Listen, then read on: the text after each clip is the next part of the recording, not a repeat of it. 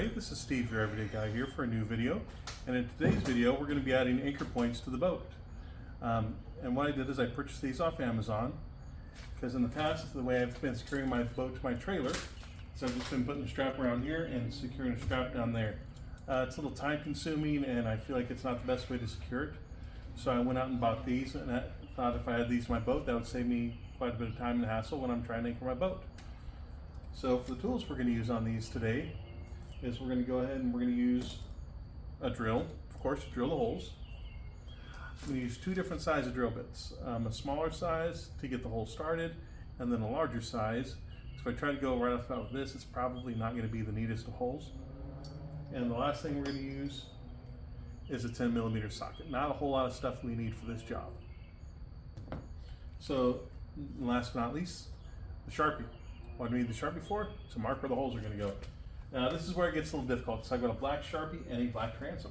So the first thing I'm going to do is I'm going to put my washers up here. These are the washers that came with it. I'm just going to put them up right there, and I'm going to go ahead and just put a little circle there and a little circle there. Which is a little hard to see, but I think I can see it. Next thing we're going to do is we're going to get our drill out, and we're going to go ahead and put that drill bit in there. Alright. Now the next trick is to make sure I actually going in straight. Because if this doesn't go in exactly straight, we won't be able to get the bolts in there, because that is almost 2 inches of wood that we got to go through.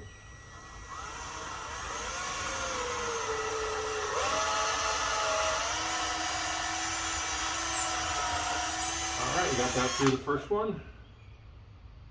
Now the second one, make sure we get that exactly centered in that circle. Alright.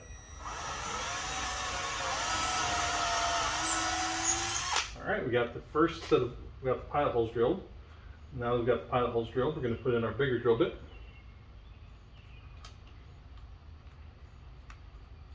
One of the things you're going to want to do after you drill these holes, of course, is you're going to want to vacuum out all the wood shavings from the inside. So now that our pilot holes are drilled,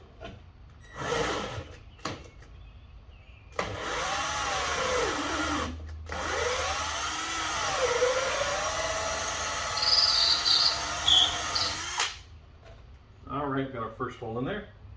Now for the second one.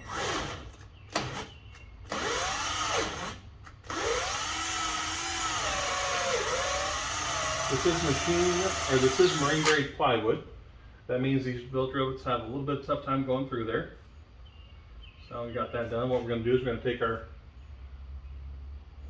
anchor point and dry fit that in there. Okay, it looks like we have a winner. Now this comes with two separate washers, one for each side. Mine's well above the water line, so I'm not going to worry about any caulking in there. Although it wouldn't be that bad of an idea to put it at least on this side. Alright, so we got the first one in there. Put this one on the other side.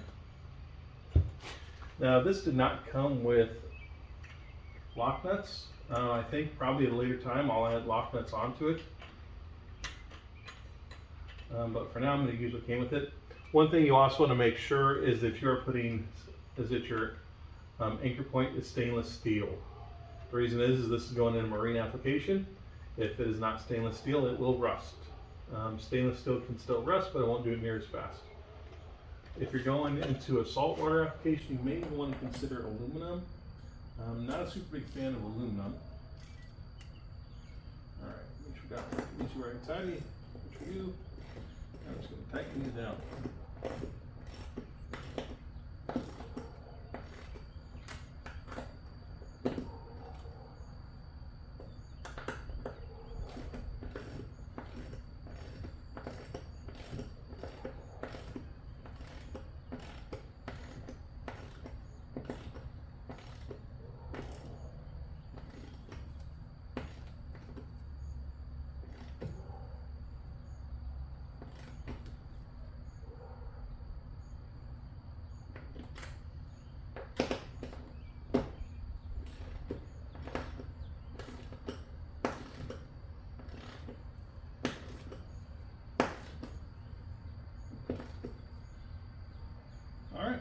I've got that on there nice and tight.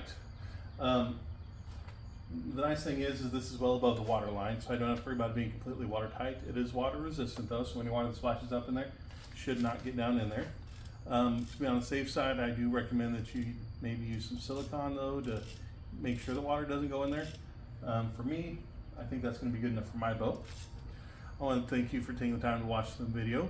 Do not forget to hit the like button and go ahead and hit the subscribe button. That way when my latest videos come out, you do get notified and you're able to watch them. This is Steve, your everyday guy.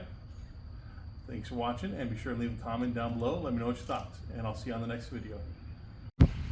So back here you can see I've got both the straps installed, and then you can also see I've got my transom mount.